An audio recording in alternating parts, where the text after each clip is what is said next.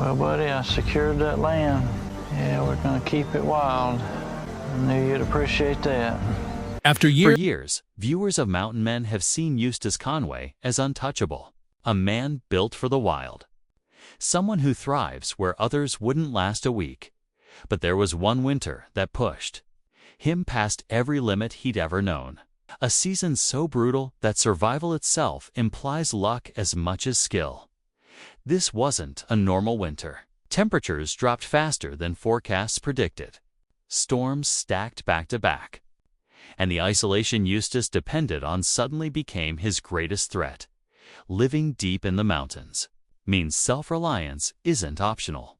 There's no quick rescue, no second chances, and no margin for error when the cold settles in for good. As winter tightened its grip, basic tasks became dangerous. Chopping wood drained energy faster than it could be replaced. Traveling short distances risked injury. And every mistake carried consequences that could spiral quickly. What the cameras barely captured was the physical toll. Eustace's body was burning calories faster than he could replace them. Food stores dwindled. And recovery from exhaustion took longer each day. Then the injuries started adding up. Small at first, the kind you push through when you've spent a lifetime in the wild. But pain has a way of compounding in cold conditions. Stiff joints slowed movement. Reaction times suffered. And tasks that once felt routine suddenly required full concentration. The real danger came from something far less dramatic than predators or storms. Fatigue. There were moments when Eustace misjudged his footing. Moments when tools slipped. Moments where one wrong step could have meant lying. Alone in freezing temperatures with no way to get help. And unlike earlier seasons, this time he was truly alone. Communication was limited. Weather blocked movement. And help, even if called, wouldn't arrive quickly enough to matter. At one point, the situation crossed from difficult into dangerous. Eustace's energy levels dropped sharply. Tasks were delayed. And survival routines began slipping. That's when something rare happened. He hesitated. For a man known for pushing through anything, hesitation was a warning sign. It meant instinct was finally overriding pride. Eustace was forced to confront a reality few mountain men ever admit. Sometimes toughness isn't enough. He began rationing more aggressively, reducing unnecessary movement, and prioritizing rest over productivity, a decision that feels wrong when survival depends on constant work. But it was the right call by slowing down. He stopped the physical decline before it became irreversible.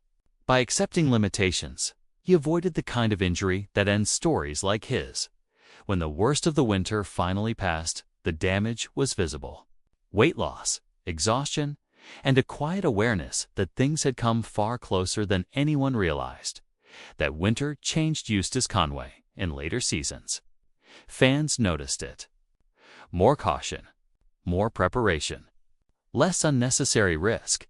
The edge was still there, but it was tempered by experience that almost came too late. Mountain Men sells the idea of freedom and strength. But stories like this reveal the truth beneath it. Living off the grid isn't about being fearless. It's about knowing when survival means pulling back, instead of pushing forward. And that winter proved even the toughest mountain men are only one bad season away from the edge. What made this winter especially dangerous wasn't just the cold, it was how unpredictable everything became. Weather patterns shifted without warning. Snowfall piled up faster than expected, and plans that normally worked for Eustace suddenly failed him. Living off the grid means every system depends on another. Food depends on energy depends on health, and health depends on rest, something that became increasingly rare as days grew shorter. Isolation intensified. Silence stretched for hours, sometimes days. And with no one around to notice small changes, even minor problems could spiral unnoticed. One overlooked injury, one missed meal, one bad night of sleep. Any of those could have tipped the balance. There were moments when Eustace questioned his own judgment. Not out loud, not for the cameras, but internally, the kind of doubt that creeps in when survival stops feeling controlled. The cold didn't just affect the body. It affected the mind. Decision-making slowed, focus drifted, and routine tasks demanded far more effort than they should have. That's when the margin for error disappeared completely. At one point, Eustace was forced to choose between conserving energy and maintaining safety. Moving less meant staying cold longer. Moving more meant burning calories he couldn't afford to lose. There was no perfect option, it's only less dangerous ones. He began restructuring his entire day around survival efficiency. Tasks were grouped together to avoid unnecessary movement. Tools were kept closer to minimize exposure. And rest became part of the plan rather than a luxury. Still, danger lingered. Snow accumulation made familiar paths unrecognizable. Landmarks disappeared, and navigating short distances required full attention to avoid injury. One slip could mean a broken bone, and a broken bone meant the end. What viewers rarely consider is that medical emergencies in the wilderness don't escalate, they end. There's no ambulance, no immediate intervention, only time working against you. This reality sat constantly in the back of Eustace's mind. It forced him to confront something he'd avoided for years: vulnerability, not fear, not panic, but acceptance that even experience has limits. As the winter dragged on, survival became less about strength and more about restraint, knowing when not to push, knowing when to stop, knowing when to accept conditions instead of fighting them. That mindset shift likely saved his life.